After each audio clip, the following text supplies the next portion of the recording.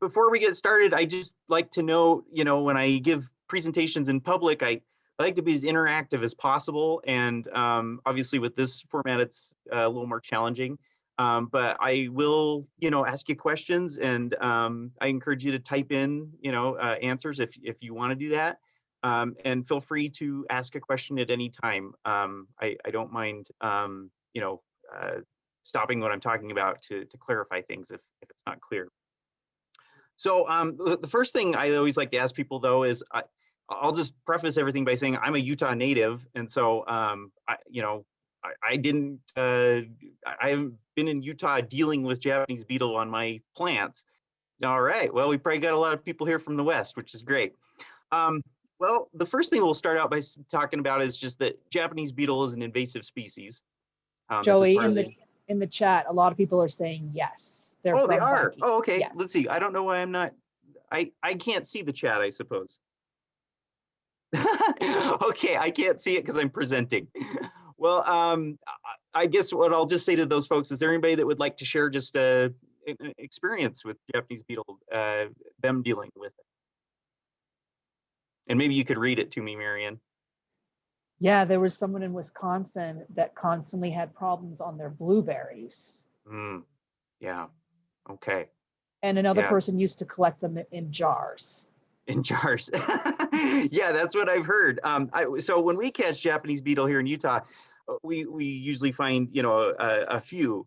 But my understanding is we'll take a look at the traps later, but you use these traps, and so people put like garbage bags on the other end of the trap because you catch so many. So that's interesting to hear that people collect them in jars. That's a great story. Okay, well, the first thing we'll start about is just talking about that Japanese beetle is an invasive species. And I always think this is really important when we're talking about JB or any other invasive species. It's just understanding why is that different than in an endemic pest. So for instance, we have a lot of grasshoppers in this state that are native, and they eat crops that we like to grow, and they can be very problematic. But why are invasive species in their own category? Why do they have the potential to be so much more problematic? Did we get any responses on that one? Joey, so we have people saying that they have no natural predators because they don't have their normal host plant, fewer natural controls, they're not native, they mess up the balance, fewer natural predators. That's awesome. Yeah, those are all really good answers. The one I would maybe add to that as well, though, is when they're invasive and they're not from here, we haven't been dealing with them very long. And so, maybe people back east have dealt with Japanese beetle, but, people in Utah, we don't really have a lot of experience with them. And so if it were ever to come here and get established, then we might have a steeper learning curve dealing with it than others. So the description, so what we have here we have the adult beetle right here, and then we have the larva. And we'll just start with the larva description. It starts out very small when it hatches from an egg, but by the time you would maybe find it underneath your grass, which is where they prefer to live, this is basically a white grub, similar to like a May-June beetle or a Mass Schaefer. It would be maybe half of an inch, and then they can get up to 2 inches, so they can actually be pretty big. Now, you can identify these and separate them from other white grubs, that we commonly get in lawns, but it is very difficult. The defining characteristics are what's called a raster pattern, and this is basically just hairs and lines that are on the posterior part of the grub, and you can find some pictures of those on the internet, but if you haven't really had a lot of experience IDing white grubs, it can be a challenge. Joey, we have a couple of questions. One of them is the larva kind of cottony looking? It's hard to tell in the picture. And And then Good another question. question is any markings? I'm not sure if that means the adult or the larva, but. Yeah, okay, so very good question. Is it cottony? It's really not. It's more resembling like a worm. You know, so they're, I don't want to say slimy, but they're definitely not. They don't have a whole lot of hairs on them, except like I said, on the posterior end, they have the raster pattern, and there are a few hairs here and there, but they don't come off with like a fluffy appearance or anything like that. That's And then really the good question feedback about the because, oh, go ahead. markings pertains to the larva. Any specific types of markings that might separate it from another type of beetle grub? So there is that raster pattern, and in this presentation I used to point it out, but then like I said, it's pretty difficult to tell if you don't have a dissecting scope and some reference specimens. So we usually just tell people, if you are seeing extensive damage to turf and you see a white grub and maybe you haven't seen them before, just submit them to the Utah Department of Agriculture lab or the USU Diagnostics lab up in Logan. And I will have my, I'll have the address at the end of this presentation, so you can write that down, and you can either drop it off in person or you can mail it to us. If you mail it to us, please call us ahead of time so that we know it's coming, and we'll give you some specific instructions on how to mail it so it doesn't go bad. So I guess what I'm getting at is the larvae, it's really difficult to identify, and so we don't really expect people to do that. The adult, on the other hand, is very easy to ID. And it's a scarab beetle, so it's part of the Scarabidae family. And like I said, there are you know, other scarabs that we get in our lawns, and when they emerge, they will have a similar shape. But you can really separate them from, you know, things like May June beetle and Mass Schaefer, black turfgrass antennaeus, and all those things by some of these characteristics. So one of the things that is very that is noteworthy is the head and thorax, which is kind of an iridescent green. And then there's the burgundy wings. But really what sets it apart, and this might be on the test, hint, hint, are these tufts of hair that are on the side of the beetle. So you'll have 5 tufts of hair on the side, and then 1 tuft that's on the back. So really you have 6 tufts on each side. And I don't want this picture to be misleading. I mean, this picture makes it look like if you pick this thing up, it would, you know, bite your finger off because of how big it is. It's ½ an inch in size. So just keep that in mind. It's really not this big. And it's kind of hard to show like how large it is in real life on a presentation like this, because I don't know what size everybody's screen is, but just know that it's ½ an inch. Joey, a couple more questions. Yes. One is, what is the difference between a bill bug grub and a Japanese beetle? I'm assuming mostly size, but you might have more to add to that. And then another question is, are the tufts black and white, like in this photo? Yeah, okay, so both really good questions. So the bill bug larvae that are under grass tend to be much smaller. And this is also, you know, the white grubs they have a C shape. So that's a big difference, is that they kind of make this little C shape sort of thing, and that will help you differentiate it. And then, yeah, the white tufts are these white tufts of hair here.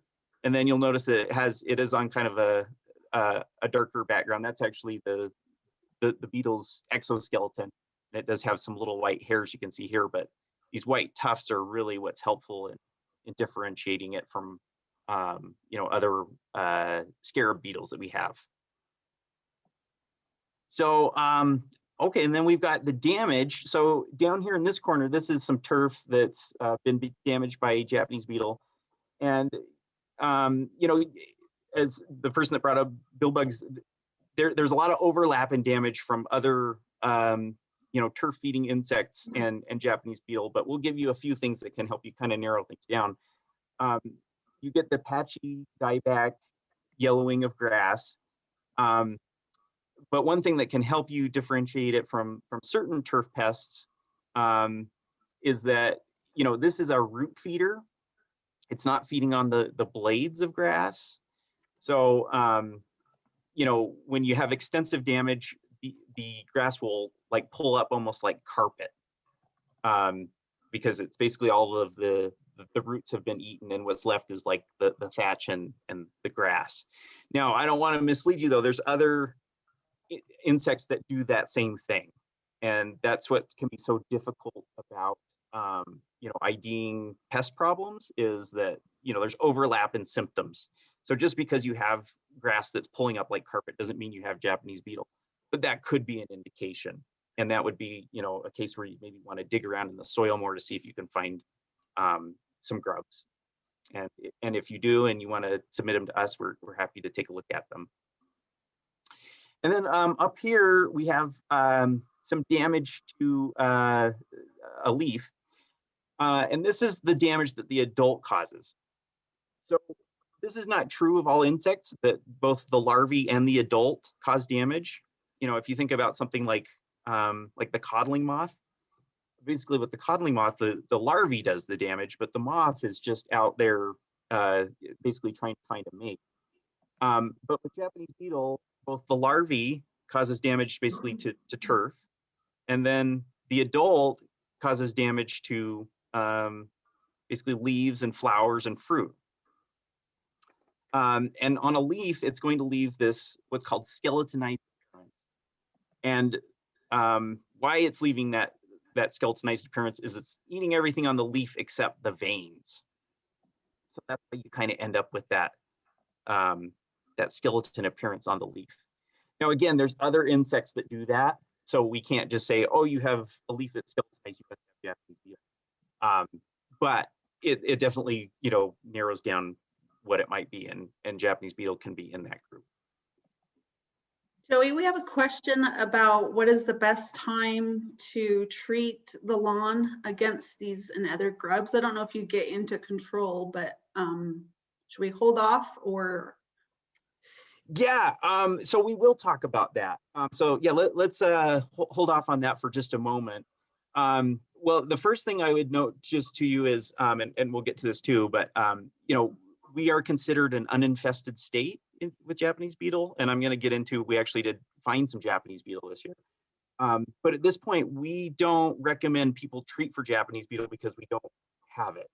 Now, there are, other white grubs that can cause problems, with turf, and you can treat those, and the treatment is very similar. What you're going to do is, like, if you look on the label of these pesticides that you use to treat, usually Japanese beetle is just folded into all of that. But we always recommend that you're doing like IPM, and so you're monitoring. So, you want to actually dig around underneath the soil to find grubs, but before you're treating. Not just, if you're just having problems with your grass, you want to figure out what it is that's actually causing the problem before you do it, because you may end up thinking you have white grubs, but you could have something else, and the treatment's going to be very different. Oh, let's see, I forgot about economic importance. So economic importance.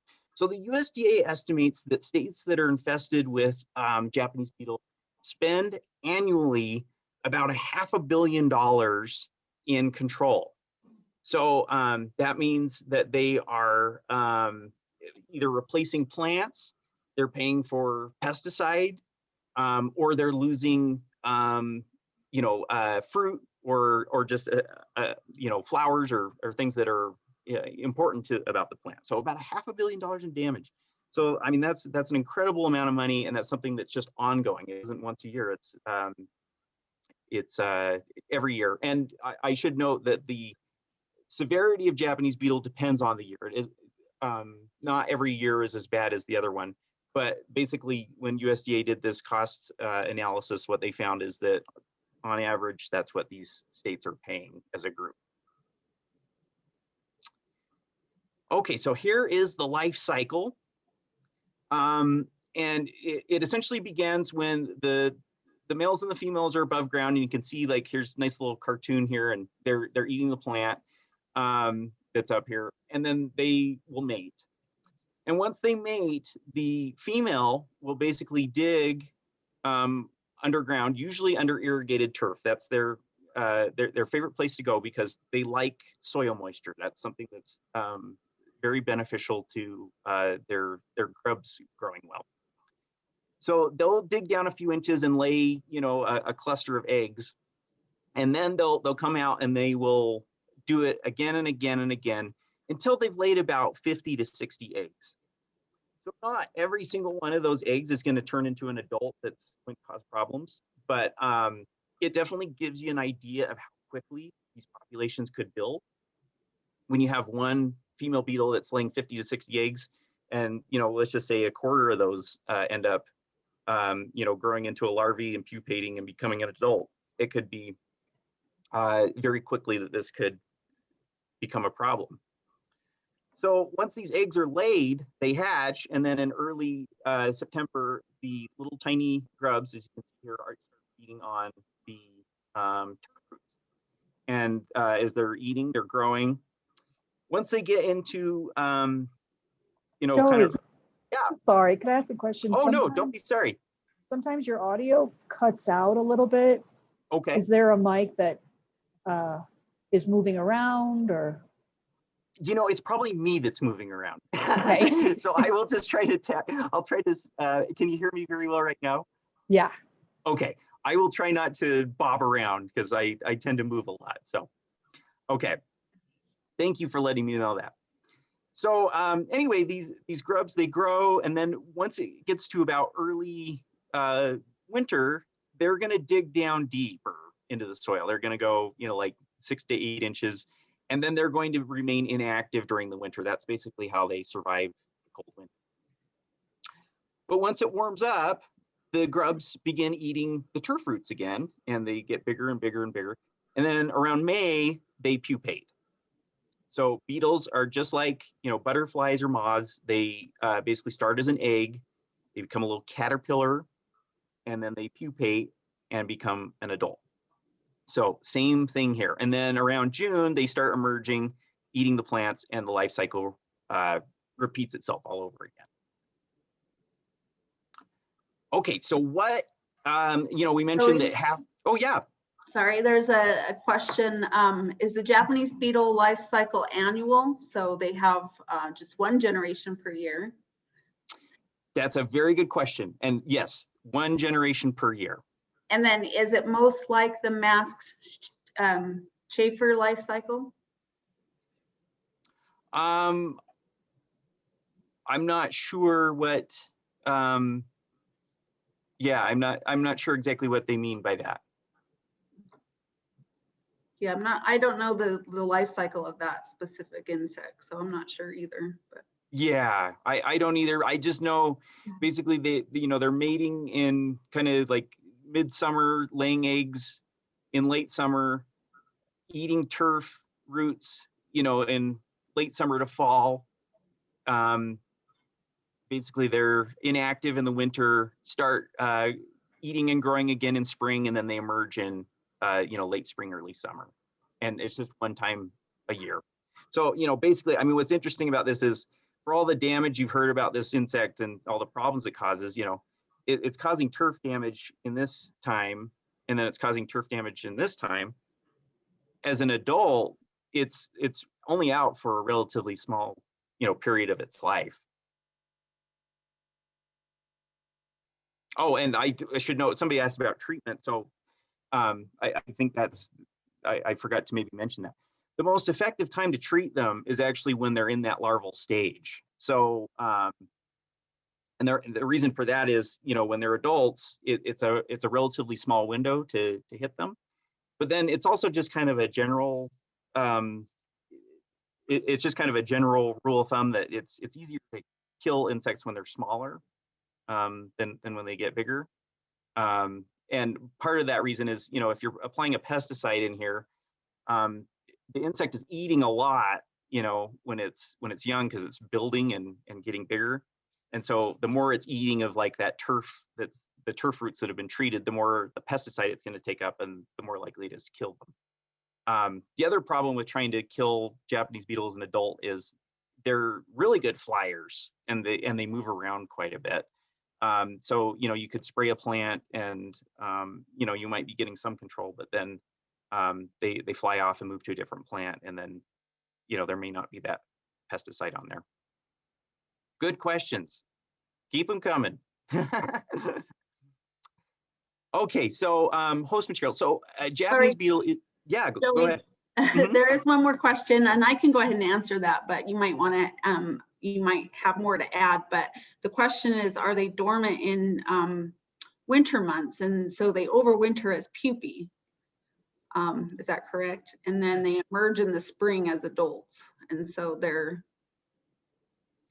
Yeah, good question. Good question. So they overwinter as a larvae, as a grub, and they pupate in May. So, and I know that seems a little counterintuitive, because, you know, a lot of insects overwinter as eggs, or they overwinter like in this pupal stage, you know, that kind of makes the most sense. It's like, it's easier for them to protect themselves from cold weather, right?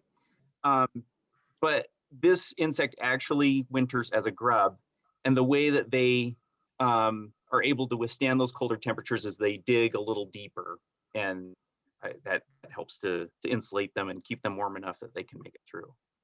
Okay, Joey, thanks. There's lots of some more questions. Yeah, keep them coming. And so this has to do with their life cycle too. So do they only lay eggs in turf, or can they also lay in garden beds? So that's one question. And then the next question is their range expanding due to climate change? So yeah, all really good questions. So the first one is, yes, they can lay eggs in other areas. So in something like a garden, yeah, that is the case. They typically don't prefer that, and my understanding is the populations have to get pretty high before they start venturing into areas like that. So, you know, typically when the populations are low, they are really looking for irrigated turf, because that's most conducive to their larval growth, and they just prefer turf roots versus, like, you know, vegetable roots. I think part of why that is also the case is, you know, our vegetable gardens don't necessarily, you know, we might rip them out, you know, like once we've harvested the you know, fruit from them, and so it may not provide, you know, food for them on a consistent basis like turf does. So that's maybe a possibility. The second question, you know, that's a really good question, and I don't have an answer for it. You know, with this pest liking moist soil, you know, it might be the case that with warming temperatures, it might actually make it more inhospitable to, you know, certain areas for them to establish, some of the warmer areas. But I definitely could see where, you know, there might be areas that are perhaps too cold for them, and with warming temperatures that might, you know, help them. They do have these in some provinces of Canada, so it can actually get pretty cold before they aren't able to survive. But a really good question, and I don't have a very good answer for it, but it's something that I will probably look into from here, for so I can answer it in the future. Okay, so this is not a picky pest. Okay, over 300 different host plants that it eats. But let me just emphasize, this is a pest of plants we like to grow. So ornamentals, fruits and vegetables. A lot of times when we're doing outreach on Japanese beetle, people will say, oh yeah, that's the beetle that's killing the forests. No, it's not. That's actually, usually people are referring to mountain pine beetle, but mountain pine beetle is just one of the beetles that are killing the forest. So that's a whole different discussion and a whole different issue. But this is not attacking, like softwood trees, in the forest or anything like that. Basically, Japanese beetle has the potential to establish wherever kind of people are. And that's because people are creating habitat for them. So, like I said, the irrigated turf, that is really conducive to the larval growth. And so wherever we have that in the state, that's a possibility of where they could be. But then when they come out as adults, they're not eating turf anymore. They're eating other things. So this is just a very short list, but these are some of the preferred hosts. So, in the herbaceous plants, we have some ornamentals that, I see people grow quite a bit. I used to work in the nursery industry, so these are things that, people I think would, that they like to buy and grow. Hollyhocks, dahlias, roses are definitely a preferred host. We actually had I don't know if anyone who's attending right now had the opportunity to hear from Dr. Whitney Cranshaw. I believe this was in 2019. And Lori had brought him in from Colorado State University. And he's a really distinguished entomologist. And they have Japanese beetle in the Denver area. And he was saying that they don't really even recommend growing roses anymore in the Denver area because of how problematic this is. And when he said that, I gasped because, my family, we love roses. My aunt left this, beautiful rose garden to us after she passed away. And, I just can't think of like not growing rose bushes. So, that's one of the things they like to eat though. Fruits and vegetables. So, grape and sweet corn are some of the ones that they really like. Woody plants. So if there's any arborists in here, some of the maples, lindens, willow. And then if there's any fruit growers here, this should be of concern to you as well. Apple is one that they really like to eat. They not only eat the leaves of the tree, but they'll eat the fruit, but also plums, apricots, cherries. As you can see, anything in the prunus genus. So that's, really concerning. I mean, we have all these plants that we like to grow here in Utah, and many of them are susceptible to this pest. So here's a timeline of Japanese beetle, and we're not going to go through all this, but I'll just, kind of highlight some mile markers. It was introduced, we don't know when it was introduced, but it was first detected in 1916 in New Jersey. It was found in a nursery on some Japanese irises. And Joey, sorry, yeah. real quick. Yeah. I was trying to type a response to one question, and then I missed one of the questions. Do they eat the roots and leaves of the roses, or just the leaves? So yeah, my understanding is the adults only eat the leaves and the flowers. Hopefully that answers the question. Now, will the grubs eat the rose roots? I don't think so. I mean, they might, but like I said, where they really prefer to be is they really prefer to be eating turf roots.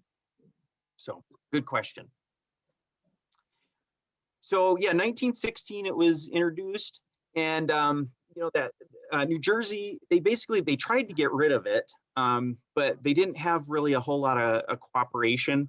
It's actually a really interesting story. If you get on Google Scholar, you can find the whole history of that, and it's just kind of a fun read to learn about these entomologists that were trying to get rid of it, but they couldn't. The nursery they were working with was not very cooperative and didn't think it was really a big deal. So it ended up getting out and spreading through the Northeast, and basically by mid-century, the mid-Atlantic states and the Northeast were pretty generally infested. And I don't know because I wasn't alive or whatever, but just I love history, and I've done research on Japanese beetle spread and all that, and there's all these states that just one after another became infested, and my reading of it is I think people got pretty discouraged they got kind of the idea like, we don't know if we're going to be able to contain this. But the first record I've been able to find of where someone was able to do this is in Sacramento, California, in 1961. So they had a small infestation, and they decided to try and get rid of it with a spray program. And they actually did succeed. Now, I think there's some things that helped them. One is that they actually had some good detection methodology by that time, so they could kind of, find Japanese beetle and, be able to survey for it. But the other thing was helpful is California is not near any states that are generally infested. So, if you don't have this like contiguous host material, and you're not like right up against these large infestations, you have kind of an isolated population. You have a good way to figure out where they are. What Sacramento, California proved is that you could actually get rid of it. So what we're trying to get at here is, though, New York State is not going to get rid of it because they're right next to Pennsylvania, and they're all next to each other. And so if they get rid of it, it's just going to come back and, big waste of money, right? So then in 1975, another California city, San Diego, they were actually to do that as well. So I think this was, really inspiring to Western states. The Japanese beetle did not fly all the way to California unless it was on a plane. It didn't fly with its wings. They can't travel that far. So basically humans brought them to California, and they detected the population soon enough that they could actually do something about it, and they did. So Joey, there's a question. Yeah. Is this why California is strict on plants that come in? I'm assuming their restrictions are due to just the sheer amount of agricultural products that are produced in California. But you probably have more to add on to that too. Yeah, that's a really good question, and it's exactly kind of what Lori is saying. California, I don't remember the figures, but it's something like 50% of all food that's grown in the United States comes from California. And, they have just huge industries, like the almond industry and the grape industry and the citrus industry. And so there's a lot of things that California is concerned about. And Japanese beetle is one of them. When you basically drive into California, you usually you stop at the agricultural inspection station, and they ask you if you have things like fruit. And I think one failure that state departments of agriculture do is they'll often do these things, where they stop people, whether it's California or customs, when you're going out of the country and coming back, and they'll say, do you have fruit, or do you have meats or things like that. They don't necessarily do a very good job of explaining to people why. But this is exactly it. They're trying to prevent pests from being transported into there. And, not all of them are insects. So some of them are plant pathogens. I know in California, they're very concerned about something called citrus greening. And so that's why, if you bring in your orange, say you pick up some oranges and they were grown in Florida, but you bought them in a Utah grocery store, and you're hauling them over to California, you might be like, well, what's the problem? I don't see a bug on this.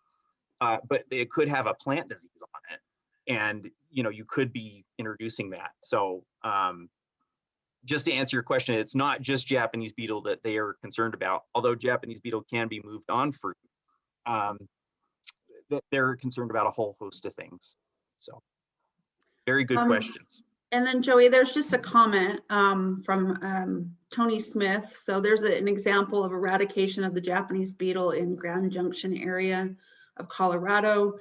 The Department of Ag in Colorado has designated an area there where they require treatment and control of watering turf, since the beetle prefers nicely irrigated turf. So. Great. Yeah, and I'm not sure. Yeah, and I don't know my Colorado geography very well, but I don't know if this city Palisades, I actually have that down in here in this presentation, Palisades, Colorado. I don't know if that's near Grand Junction or whatever. Yeah, I think that is that the same thing? Yep, it's near that area. Yep. Yeah. So that's actually that. I appreciate that comment, because that's actually just a really great segue into Utah. we began a detection program in 1996, basically deploying traps, and I'll show you what those look like in a minute. And basically for 10 years, we had not found a single Japanese beetle. It wasn't actually one of our traps that found Japanese beetle, it was an extension agent. So that just goes to show, like, everybody watching here today, you know, you are so important in this effort, because we do put out traps, and they're good traps, but you know, people, educated people, are like walking traps, you know, like, so we appreciate you, you know, looking for those and reporting them when you find them. But basically in 2006, we had an extension agent that brought forward a Japanese beetle, and we ended up putting traps around this area. It was in Orem City, and within a single year, they caught 600, which was a lot. It was a lot.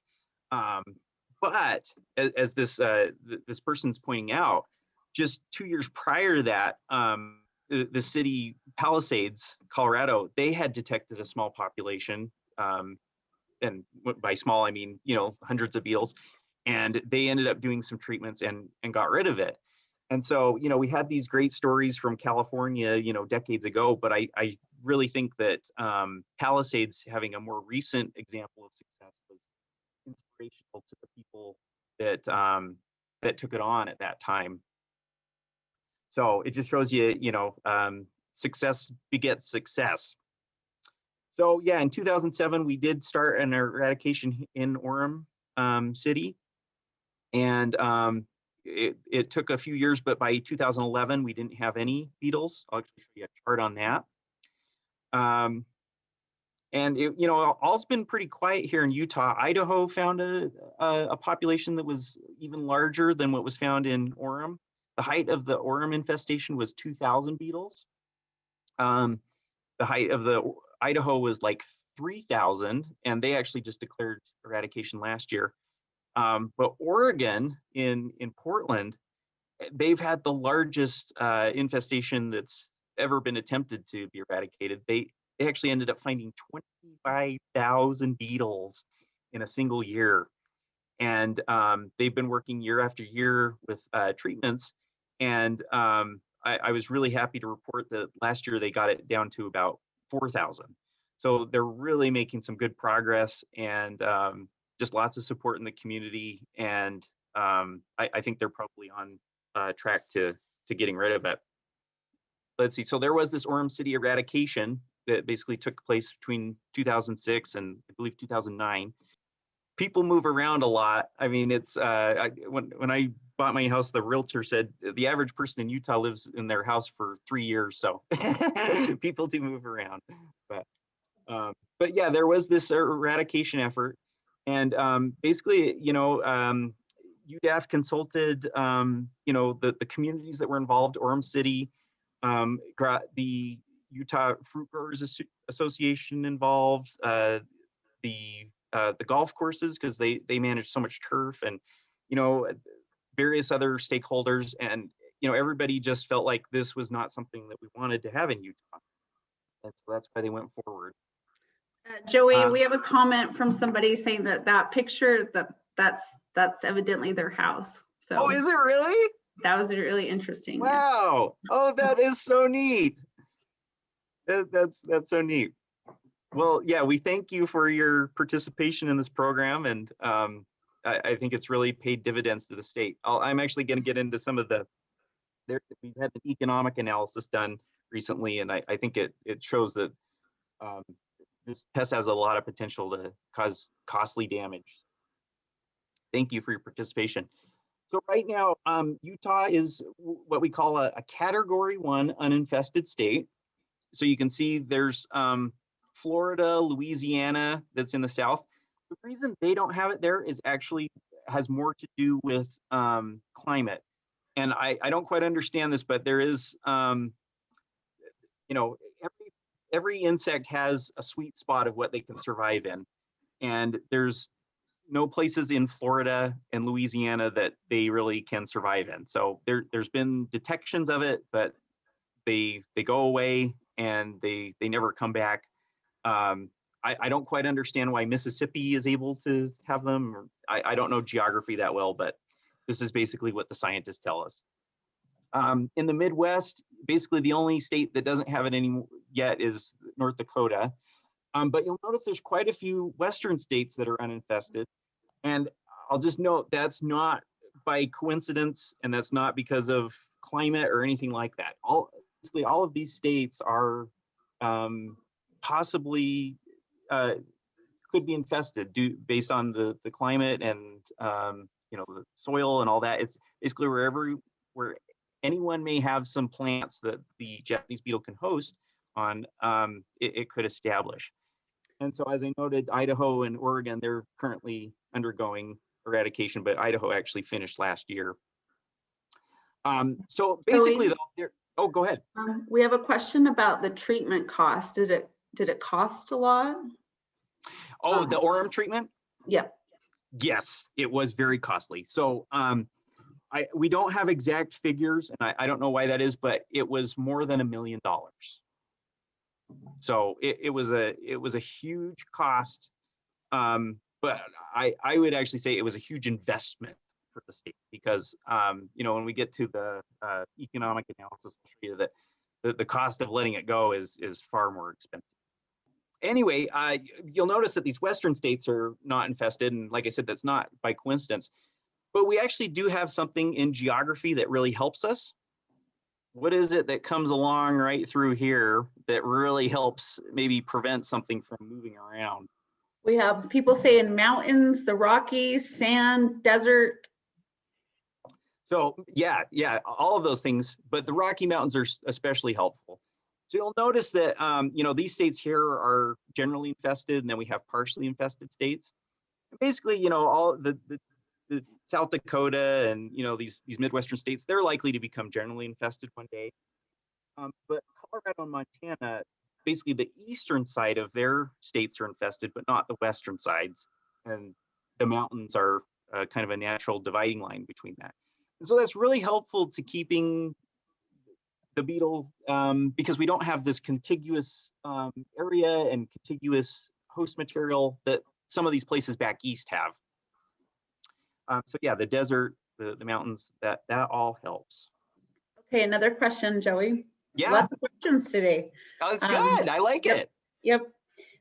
So do the grubs prefer turf grass over native grasses? Do they eat native grasses too? And then how far will the adults travel from where the grubs grow? So both great questions. Yeah. So do they eat native grasses? They will, but my understanding of the literature I've read is that the populations have to be pretty high before they start venturing into, like a native pasture, or just like a pasture with native grass. The mama beetle really wants to give her babies the best chance, and the best chance of that is the turf that we basically take care of. So yeah, they can eat native grasses, but that's not a preferred host material. And how far do they go? Well, like I said, they are really good flyers and they can fly long distances, but they're, I don't know, for lack of a better term, they're just a little lazy. They don't want to go any farther than they have to.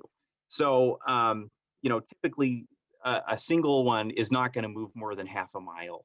And well, they may move half a mile. Most of them won't even do that. Most of them will stay wherever there's host material. It's kind of like, if you want McDonald's, you could go to the McDonald's that's, 20 miles away, but if you have one that's 5 miles away, you're just going to go to that one, right? And that's the way the beetle behaves too. If there's host material nearby, they're going to really pick what's close. Okay, so this is a question I have people ask me all the time. Well, how do you know you don't have Japanese beetle, or how do you know you do have Japanese beetle? Are you just relying on people telling you? And we certainly do appreciate when people think they see Japanese beetle and report it to us. But most of our knowledge about Japanese beetle and its distribution is from these Japanese beetle traps. And as I mentioned before, back east, they will put we have a little catch jar on here. Basically how this works is we have this trap and it has a floral pheromone lure. So the floral scent, mimics basically a plant that they want to eat. And then there's a pheromone lure that helps attract the male. And they will fly into this and hit the plastic fin, and then they fall down this funnel, and then they get stuck in that trap in the jar. Now, my understanding is back east, they will put a garbage bag on the end of this thing and sometimes fill up the garbage bag. So it's a very powerful trap. I mean, if there's beetles in the area, they are definitely attracted to it, especially the males. So we place about 2 of these traps in every square mile of the state where there's host material. So let me say that again. We place 2 traps for every square mile of the state that has host material, all 29 counties. So what that means is in years where we don't even find a beetle, as a prevention, just as a monitoring, we will place anywhere between 1,800 and 2,000 traps, which is it's enormous. We have to hire a seasonal crew. We have a warehouse that's full of these traps, and we're putting these out as a precaution so that we can detect these populations when they're small, and hopefully keeping them from establishing. And many of you have maybe seen these. You've maybe had these traps, on your property. We basically, knock on people's door and we say, hey, we're at the State Department of Agriculture. We'd like to put out this Japanese beetle trap. So you may have had one of these in your yard, or you may have just seen them, in a park or driving down the street. They kind of look like a little mortar. I promise you, they don't explode.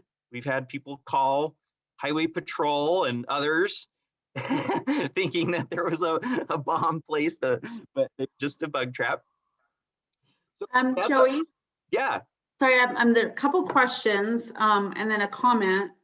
First, my comment is we've got about 8 more minutes left. Oh, darn it. Okay. So I don't know. We do have the CEU questions to show. We'll show those at the end, right at 1 o'clock. So we'll hold off on some of the questions for now, I guess, so that you can get through some of it. But some people are wanting to know how to sign up to get a trap, or if they can purchase the trap from the local stores. Oh, yeah. Okay. Well, that's fantastic to hear. There's no need to purchase it because the state has already purchased a ton of these things. And this is basically what we're doing to protect state agricultural assets, homeowners, landscape managers. We see this as a state issue. And so if you want a trap, all you need to do is email me, and I'll show you my email at the end here, and we'll make sure you get a trap. Okay. So please do that. And I'll have to fly through some of this. I hate to do that, but with the limited time, I apologize. Well, and what we can do if you're available is after 1 o'clock, we can, some of us can hang out afterwards. I don't know if you're available, but we can go through some of the other questions. But okay. Anyway. Okay, that's a great, I like that idea. What we'll do is we'll maybe, we'll just finish this slide and then maybe go over some of this other stuff faster, and then we can, those that want to stay after can. So basically, if we find a beetle in a trap, this is basically Rose Park, and this is an area where we did find a beetle. We set up what's called a delimiting grid. So that little red beetle there, that represents a beetle that was detected. And so what we do is we set up a grid of traps, and they're basically about 250 to 500 feet apart, and we place 100 of them. And we will basically set that up as a surveillance sort of network. And in these other traps, if we end up finding a beetle, say over here, then we end up placing more traps in this corner. And we just keep expanding and expanding until we stop catching them. And then that gives us an idea where the beetles are and where they aren't. Now, if in this case, in this Rose Park instance, we found one beetle in here and we never found any others. And we trapped an additional year, we didn't find any others. So that happens sometimes. You'll notice there's a freeway here. And sometimes, people are just coming in from out of state. They may have a beetle that's on their car. And I'm guessing they just fly out and they end up in one of our traps. So that does happen where, we find beetles and then we don't find any others. Here's just the JP trapping history in Utah. So as I noted, in 2006, we found a ton, and then we actually had our eradication. You can see these are the years that we actually sprayed, and the numbers went down precipitously. In these years, we didn't find these in Orem. We found these actually in downtown Salt Lake and the avenues, but we did a ton of trapping up there and never found any others. The bad news is in 2019, we ended up finding some in Salt Lake. And so we actually did do some treatments in Salt Lake County. And I'll just show you a quick picture of those. These are some of the areas that we had done treatments. And we're pretty happy with those results. In 2020, we ended up finding more beetles, but it was actually a 58% reduction from what was found in the previous year. So we were really happy with those results. We think we may have to do a few more, treatments in those areas, but we're well on our way to just getting it away from there. The bad news is we did end up finding some beetles in other parts of the state. And this happens when you start, having a small population. They get picked up on cars, they get picked up on trains, they get, picked up by wind and they get blown around. So I'll just show you really briefly. We did find a couple here in Provo and a couple in Lehigh. We did find some in Davis County, and we had found a few in the previous year as well. The area that's the most concerning here is Centerville. This little block here, we found about 40 beetles, which is like the majority of what we ended up finding. And we've already worked with Centerville City and the park managers, because this is all turf in here. And we were able to get a fall treatment in, so we think that will be helpful.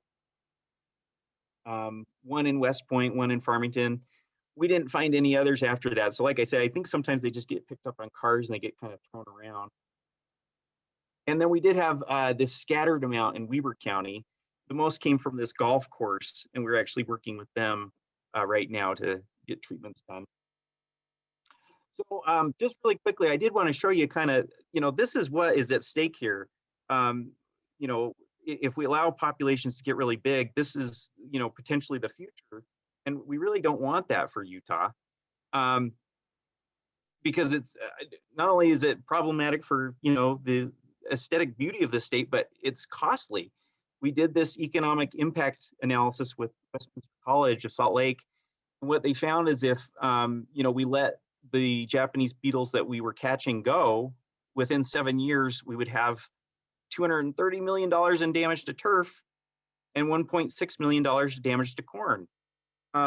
That's just unbelievable. So, somebody asked about the cost of spraying. There is a cost of spraying, on the state's behalf, but it's nowhere near what the residents are going to have to do in plant replacement costs, buying pesticides if they choose to spray, losing fruits and vegetables. It's enormous. And just really quickly, this is something that Dr. Cranshaw pointed out in his presentation when he was in Utah, is just that, many of these things have overlap with both the managed pollinators that we like honeybees. I'm actually a beekeeper. I'm really passionate about beekeeping. I'm actually a state inspector. But then also our native bees. So this is the hunt bumblebee, foraging, and this is reducing forage for these wonderful insects, but then also presenting an exposure opportunity. If a resident sees these beetles eating their plants, they might spray their plants, again, attacking the adult stage, which isn't very effective, but then possibly exposing bees. Just really quickly, how to help: please report any JB sightings you find. Follow state quarantines. If you work in the nursery industry, we do have requirements for importing plants, and they're meant to just help with this effort, not to be punitive or anything like that. And practice biosecurity when you're traveling from other parts of the country to here. Please don't bring those roses, from Minnesota. Just buy them here local. And you can find out more about all this at this website as well. And then finally, I'll just leave, there's my contact information. If you want to trap, just give me a call or send me an email. You can do it anytime between now and May, and we'll make sure you get one.